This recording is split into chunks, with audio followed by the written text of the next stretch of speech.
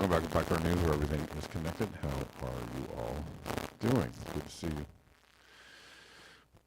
I told myself that I would remember to switch my audio before I started the music, and then I didn't remember, and then I remembered in the middle. I don't know if you all caught that. What's up? We've got some people in the chats. Extra Bullet, what's going on? Jazz Farm, Osama. Had a pretty good weekend. Thanks, man. It was okay. I mean, it was good, and it was also, oh, crackle.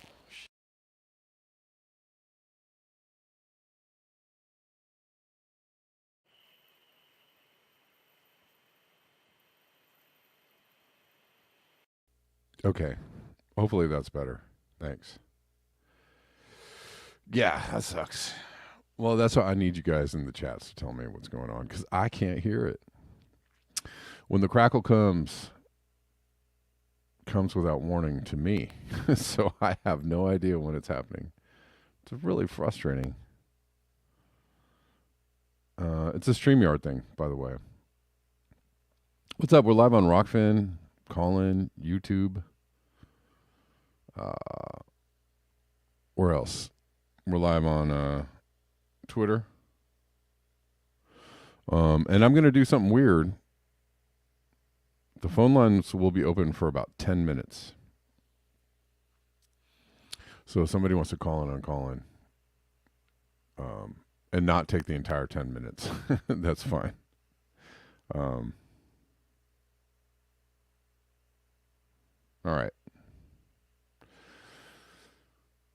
Yeah, we're here. We're here at the regular time, and it's all good. You all saw the craziness with the. We're going to talk about a bunch of different things. The craziness with the cop president, the Sultan insulting you with his words, insulting your intelligence. The Sultan.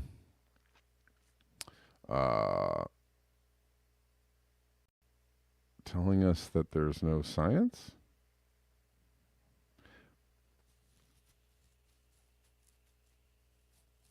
Going South says 0 Antarctic sea ice by January 7th. What? Based on what? 0 Antarctic sea ice would be like, it'd be like if Zeus sat over Antarctica with a flamethrower and just, I mean, it would take a lot. How much energy would that take to melt all that ice? I've heard some, I mean, I don't think that's even possible. I don't think 0 Antarctic sea ice is possible. Even if we went to, let's say we just shot to 5C, it still would take a lot of, I think it would take a lot of time to still, it still would take a lot of energy and a lot of time to melt all that ice. It is all satire, obsolete optics. Yeah, I mean, this guy is saying that there's no, he's saying there's no science for a drawdown of oil burning. You started making daily videos? Cool. Going South? Yeah. What Going South, tell me, is that a real prediction, and what is it based on? Or what's your theory behind that? I mean, I just want to know. I want to know. Oh, this is the, I see. Osama in the Rockfin chats is posting this. January 7th. Man, that's a lot of energy, though.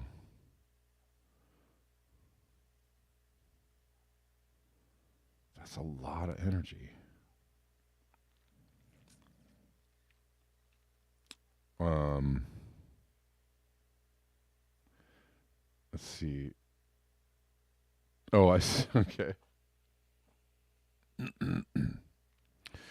Oh, you want to beat the algorithms that parked you at 1,900 subs in 2019? Good luck, man. So you melt 150% of average 210 to 219 melt for the same days. And if we do that, we make it to no ice in the Antarctic.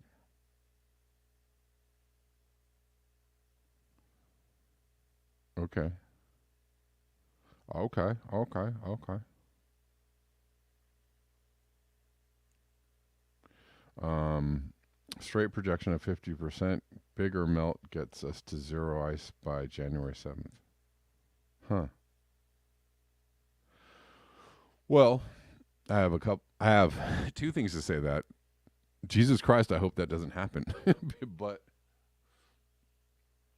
I mean, if we have no sea ice by January 7th, how, does civilization collapse before then, or is it like 2 weeks before then or 2 weeks after? Like no sea ice? I still if there's no Antarctic sea ice at all. Okay. That's a different that is different.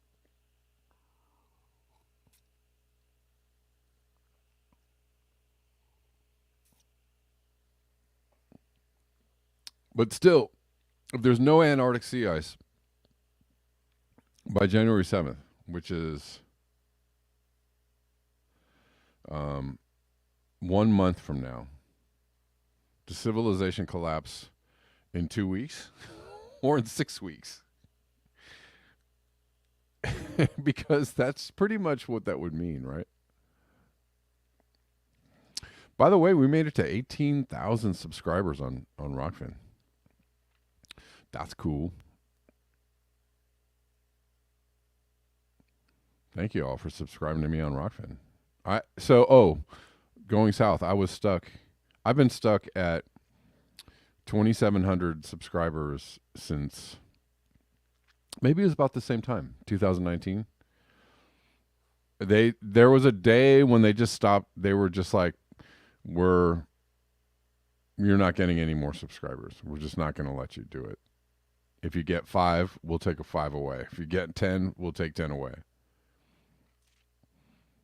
And they just refuse. And then, and then they stopped letting me get views on my.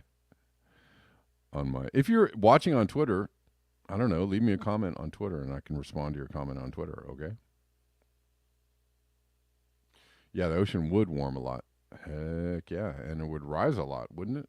The ocean would rise a lot and it would warm a lot. I mean, that would be just if it's just sea ice, I guess it wouldn't rise a lot, but if it's just sea ice. But the warming would definitely cause some rise, right? Let's see. We've got some people listening on call in too. That's cool. How y'all doing? You got 2 minutes to call in and for 2 minutes, and then I'm gonna start talking about some news.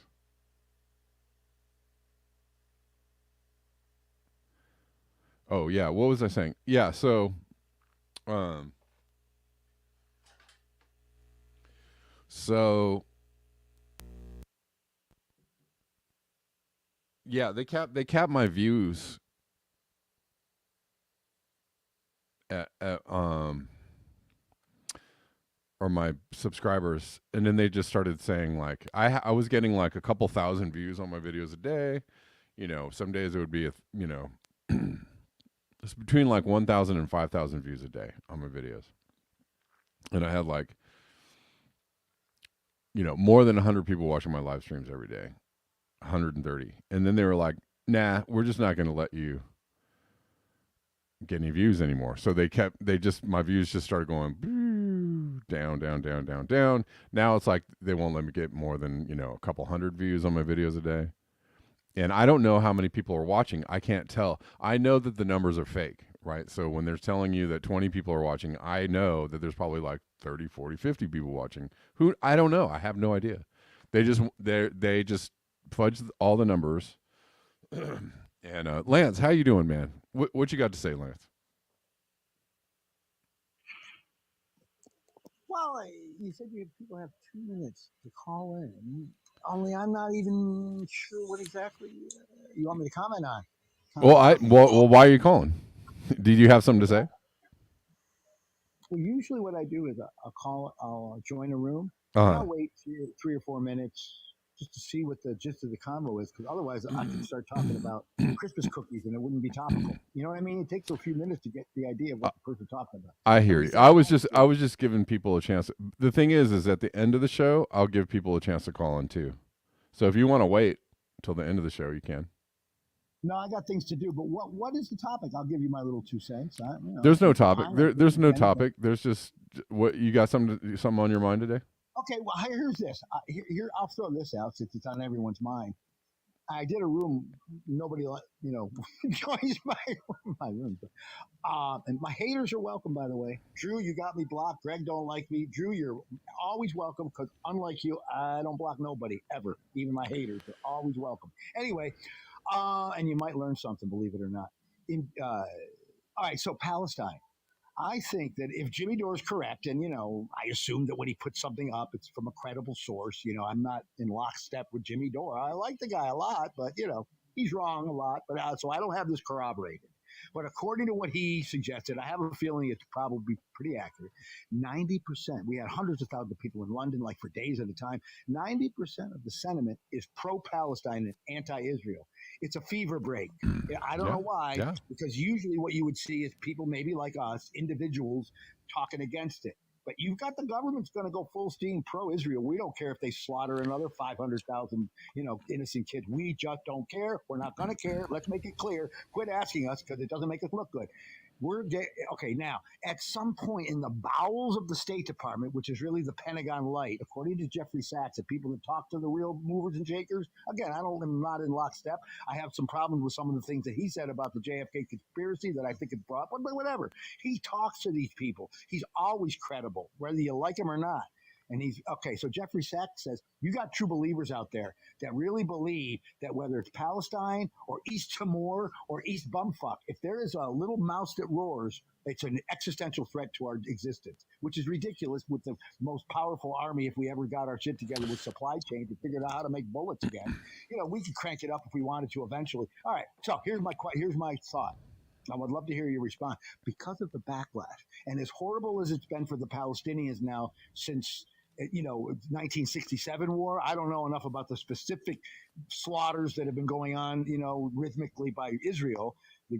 Next to the United States must be one of the most violent terrorists, which is why the whole world hates us now. Right. So, Right. is there hope for Palestine? Here's my question. I'd love to hear your thought. Maybe this will turn a corner. There's no Gaza to go back to. So the world is not going to allow them to be put in permanent, camp in Egypt, Yeah. which is what Israel wants. But Yeah. they've destroyed Gaza. Is there a chance now that somehow, some way, we're going to carve out somewhere, or we're not going to rebuild Gaza anytime soon, but maybe there's hope down the road because this will be a real turning point where we're going to finally, whether it's 2-state, 3-state, 1-state, no state, whatever, that we're going to finally have to address it or really become worse and worse and worse is States in the eyes of the world. And on top of that, the United, like I said, we have true believers and we don't really have a State I Department. I got you. We're in the bowels of our government. They have to realize that we're not the big dong daddy. It's going to sling our dick around the world Oh, and get our way anymore. okay. That's not going to happen. So Okay. combining those two facts, what do you think? I think okay. Thanks, Lance. I'm gonna take you out of the queue, man, and I'll just answer your question. Like, um, thanks for calling in. You're right though. The sentiment is is majority against.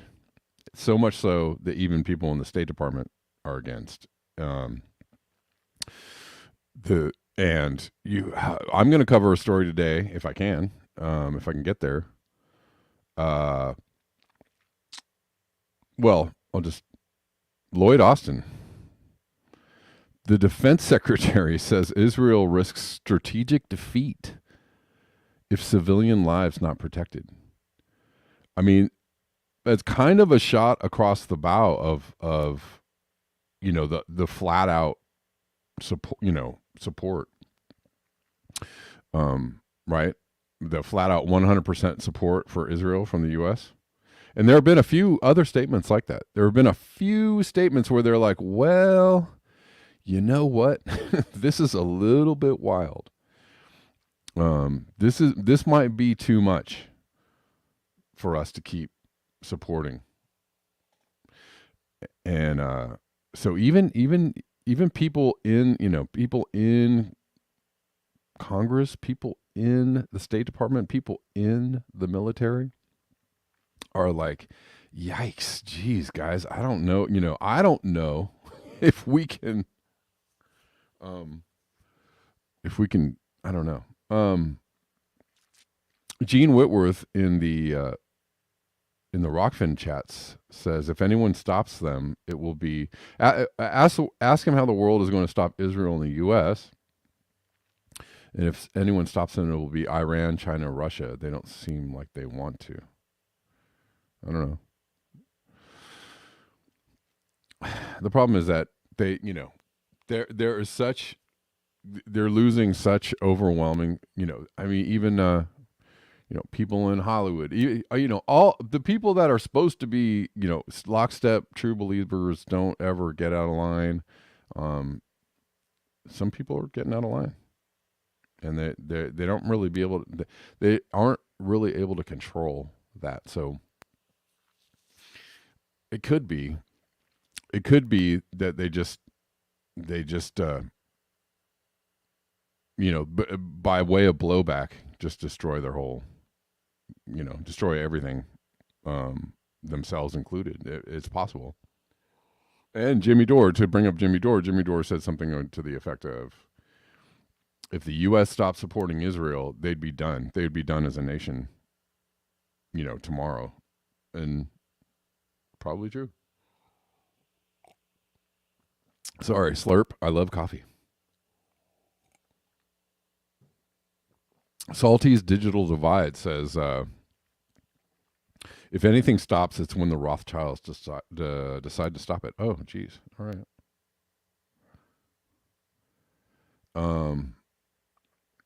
I don't know. Is there anybody who can oppose the Rothschild? Is there another super mega powerful entity out there that can arm wrestle the Rothschilds? I don't know. Okay. Well, that's okay. Let me start from the beginning here. The day after tomorrow seems to have come to Munich today. Oh, by the way, before I get into this, if you want to support the show, there are links in the description box where you can support the show. Pretty much on every platform. So, and you can super chat me or super ray me and all that kind of good stuff. Okay. All carb. Meow. Meow. So day after tomorrow seems to have come to Munich today. When and how will we know if the Atlantic meridional overturning circulation has shut down? I have a hard time saying that word, meridional. I always read it as meridional or something crazy, like my brain does something crazy when I read it. Meridional. Well, yeah, how would we know? It's slowed down, and it's not just that. I mean, he's equating the day after tomorrow, the AMOC shutting down was kind of the premise of the movie, I guess. It's not so much that as it is the jet stream is shut down.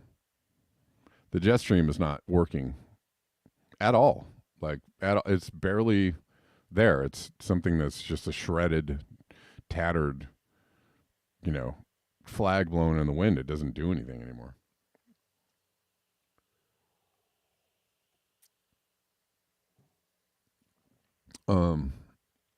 And Germany, again, there's 44 centimeters of snow. This is kind of akin to what happened to California this winter, where they just got battered, right? Just absolutely slammed with snow, right? So when this is a this is a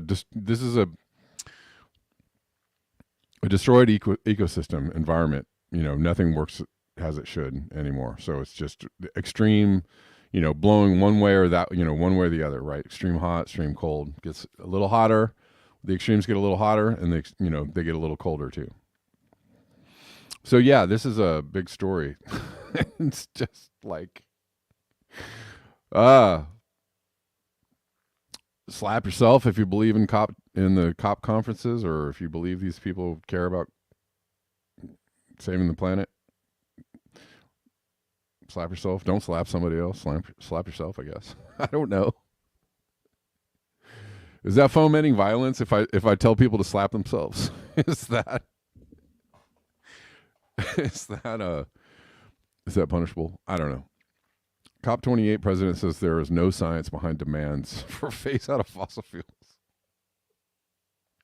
Woohoo! We just entered just hyper clown bizarro world with a president of the Council of Parties. The guy who's making oil deals behind the scenes says there's no science. And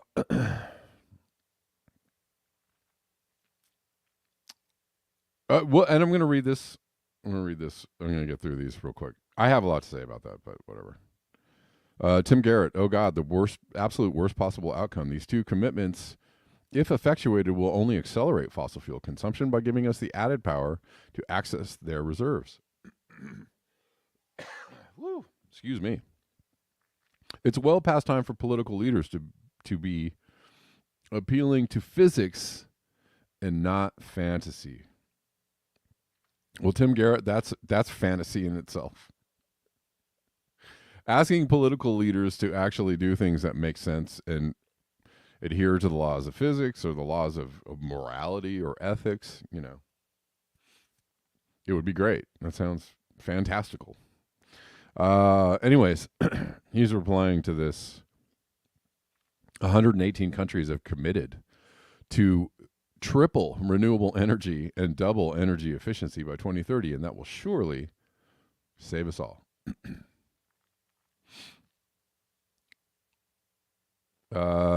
From Financial Times, the first maritime corridor for sustainable fuels. That's funny. I guess they're talking about natural gas, right?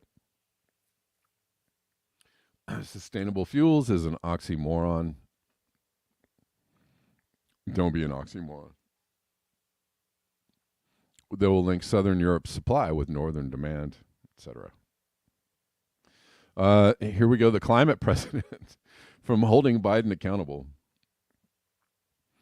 The America of oil. So crude oil production percentage of world total. United States in the lead.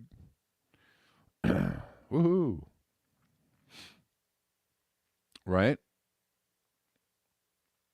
Trump was a big fat bump because he was talking about we need oil. America's gotta become a leader again. I just completely blew my Trump impression. I don't even know what that was. That was like Ronald Reagan and Biden and Trump mixed together. But anyways, Trump was a lunatic for denying that there was climate change and saying that we got to be an energy leader again. And Biden's just quietly doing actually more on that front than ever, while going out and mouthing the words, "We love climate change."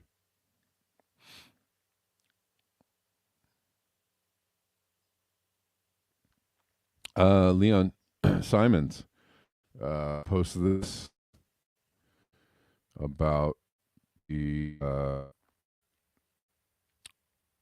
aerosol masking effect. This is what worries me. What if we've been grossly underestimating how much aerosols cooled?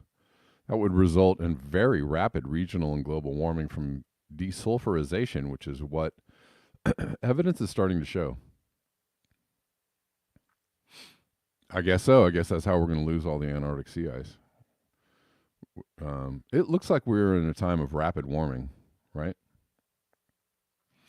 We may get to this video of RFK and Jimmy Dore talking about Fauci and Ralph Baric and Chinese, all that good stuff. But we might actually jump off of YouTube before we do that.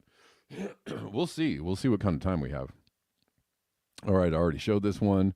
And on the Gaza front, this is how they're wording.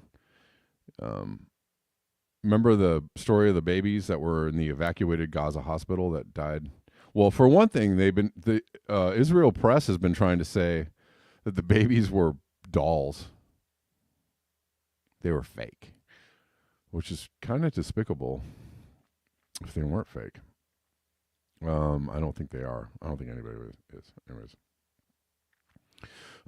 Anyways, the headline says 4 fragile lives found ended in evacuated. Couldn't write dead.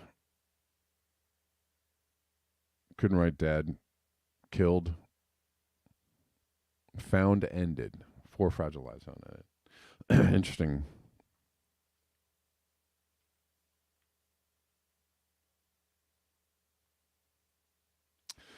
Sounds interesting. Okay. Excuse me.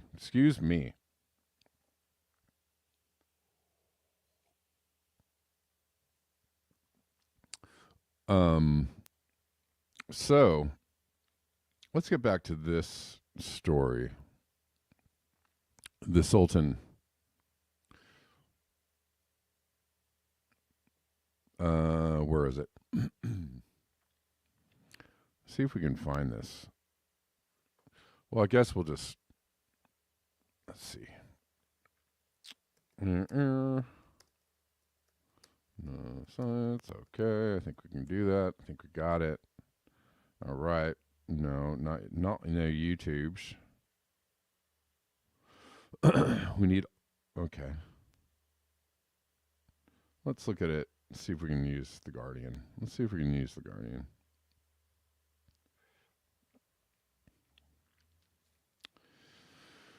COP28 president says there is no science behind demands for phase out of fossil fuels.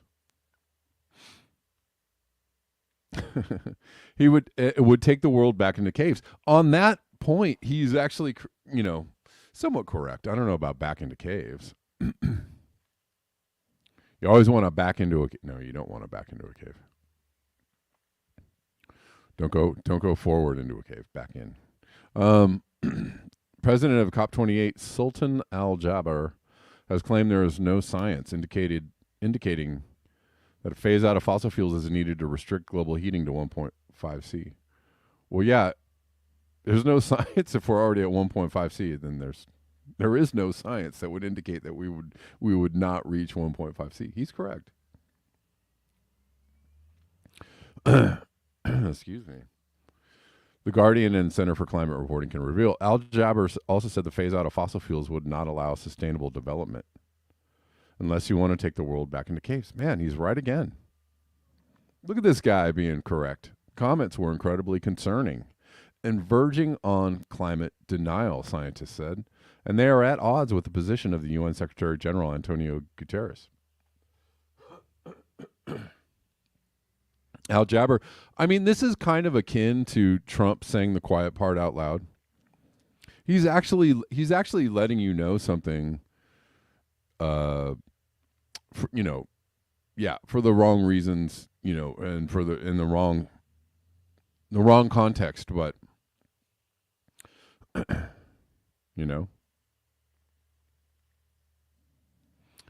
Al Jaber made the comments in ill-tempered responses to questions from Mary Robinson, the chair of the Elders Group, and a former UN Special Envoy for Climate Change, during a live online event on November 21st.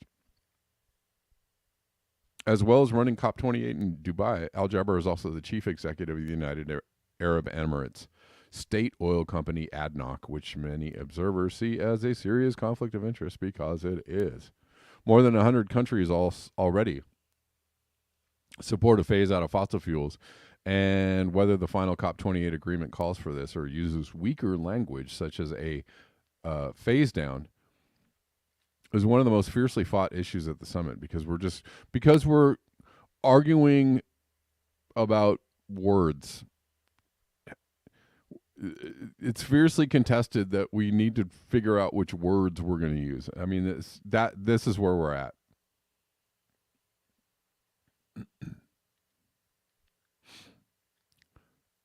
This is the big debate. Not like what is actually the road that we need to take in order to not destroy ourselves. No. No. Nobody has really any, nobody near the actual near the actual centers of power that are talking about this. Nobody's willing to have the courage to come out and say the things that need to be said. In a plain and frank way in which everybody can understand, right? That, yeah.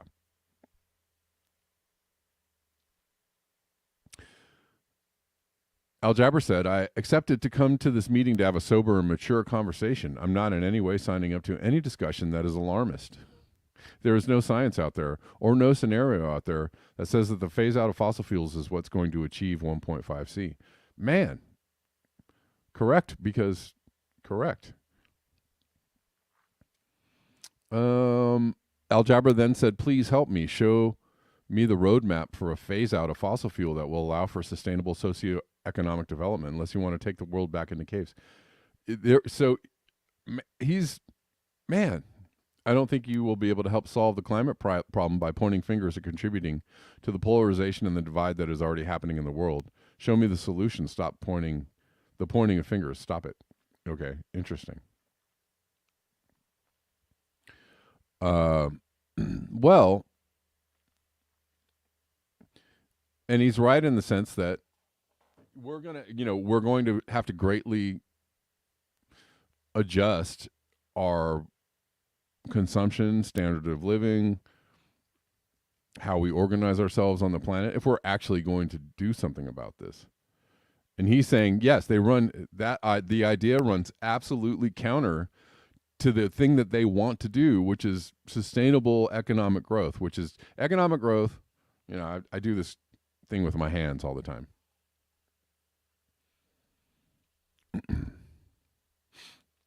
So economic growth going up, climate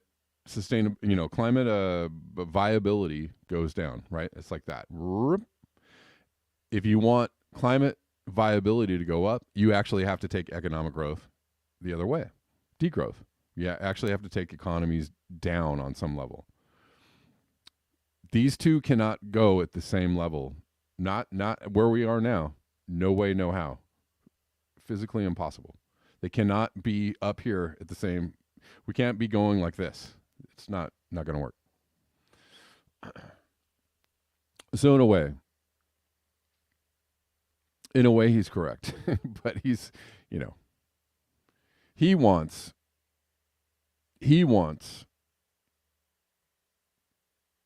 to continue with the economic growth and the selling of oil and the buying of oil and the pumping of oil and the he wants to keep going with the economic development, whether it's sustainable or not. That's what he is fully behind and supporting. So he's not supporting, by saying all of that, he's not supporting a degrowth scenario or anything that would actually help the climate. So anyways, this is how the COP conferences just, I don't know, burst into a million pieces and fly away in irrelevancy. That's the end of that. This should be the last one. This should be it's over. It's done.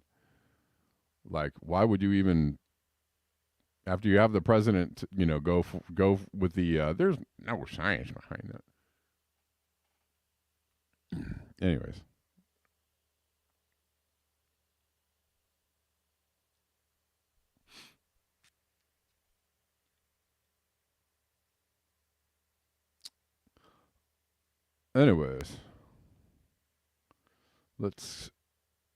Let's keep it a going. Keep it a going. All right.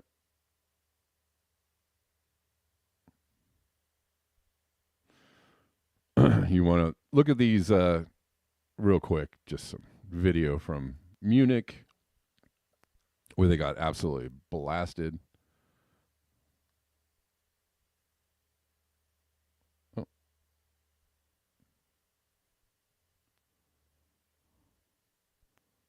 It does look like the day after tomorrow.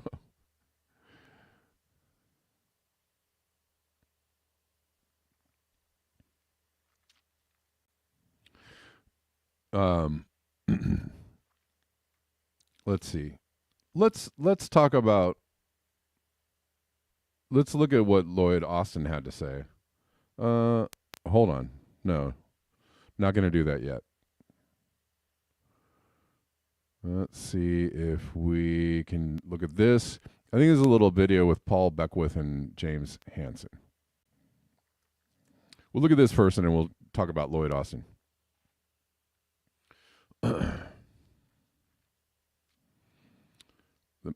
So this is very short. Professor Hansen, the magnitude of observed warming is off the scale. So scale, it's much larger than you would expect. I don't know if you're going to be able to hear this. Hold on. Right. And I think it's the combination. So I expect that the 12-month, we're a few months into the El Nino warming, but the magnitude of the observed warming is off the scale. It's much larger than you would expect due to the El Nino alone. Right. And I think it's the combination. So I expect that the 12-month average global temperature is going to rise to at least 1.6 or 1.7. And then as the El Nino fades, it will go down a few tenths of a degree, but it's not going to go down nearly to where it was. In which case, the average over the El Nino La Nina is going to already be 1.5 degrees. And within a decade or so, it will probably be 2 degrees. We're a few months. There you go. Well, James Hansen saying we'll be at 2 degrees within a decade, and I'd say that's conservative. That might be conservative the way we're going. I mean, we've already touched 2 degrees in the year 2023. So I don't see how it would take a whole decade to get to 2 degrees.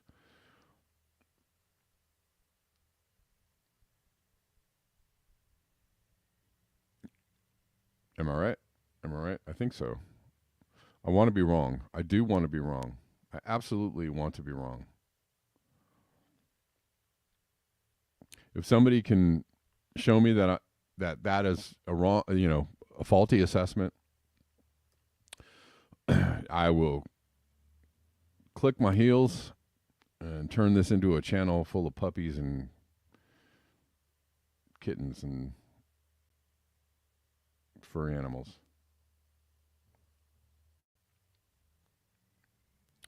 All right, let's look at this.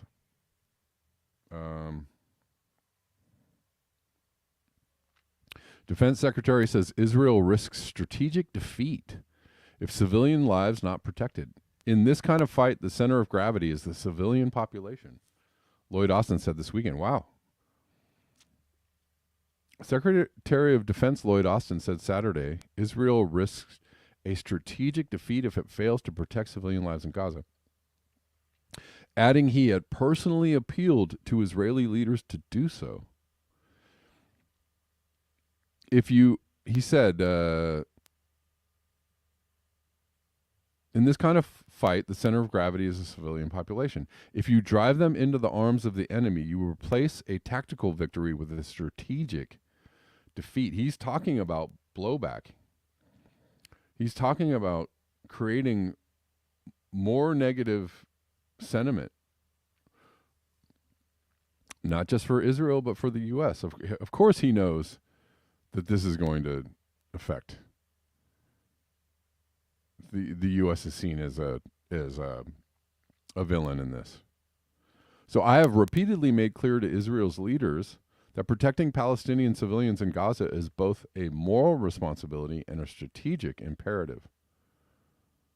Israel resumed its bombardment of Gaza on Friday after a brief ceasefire ended.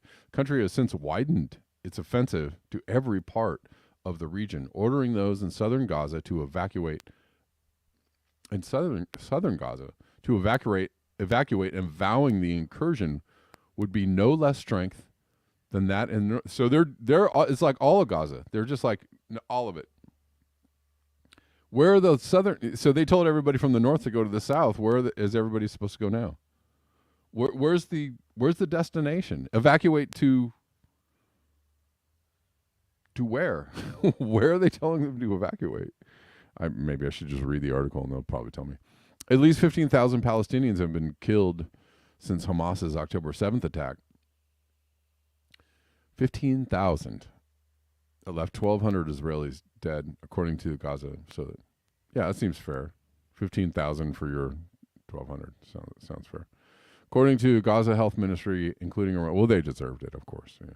They were the bad guys, so they deserved it. Including around 200 since the Friday pause dissolved.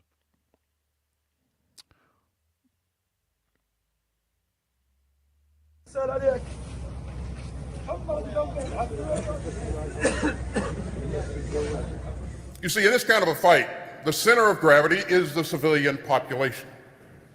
And if you drive them into the arms of the enemy, you replace a tactical victory with a strategic defeat. So I have repeatedly made clear to Israel's leaders that protecting Palestinian civilians in Gaza is both a moral responsibility and a strategic imperative.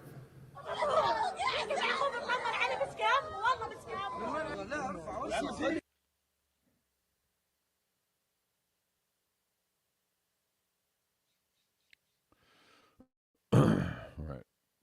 Austin reiterated Saturday that U.S. stood firmly behind Israel, calling the country America's closest friend in the world. You're my BFF forever. But his remarks were some of the strongest yet. Sorry, it's just silly to me. Strongest yet to protect civilians during the war, as well as to allow Gazans to access humanitarian assistance. He added the only viable end of the war was a two-state solution. Wow. Wow. So that's,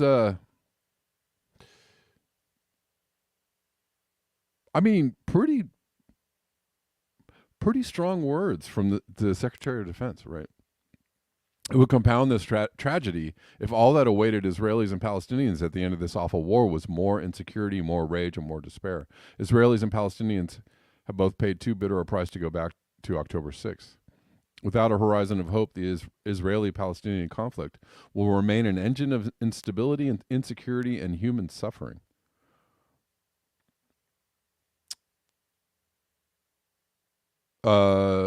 Secretary of State Antony Blinken visited Israel earlier this week as the U.S. works to negotiate another pause in the war. John Kirby, the strategic communications coordinator at the White House National Security Council, told NBC the Biden administration was working hour by hour to see if we can get both sides back to the table. We would like that to happen today, Kirby said, but honestly, I just don't know. Wow. So it's a pretty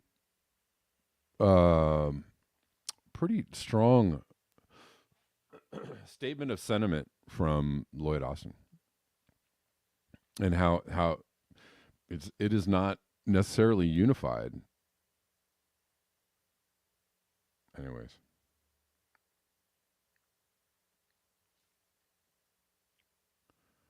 Anyways, all right. I only have a few minutes left. I do want to play this clip from Jimmy Dore and RFK Jr., but I don't know if I'm going to play it on YouTube. So we're going to jump over to Rockfin for Rockfin and Twitter, and Colin will still be going. We're going to get off of YouTube. YouTubers, if you want to come over for another 5 or 10 minutes, we'll be on Rockfin. Um, where they Rockfin, where they allow me to have 18,000 followers as opposed to YouTube, which is cool. All right, so YouTubers, sayonara. We'll see you tomorrow, the regular time, and we'll be on Rockfin.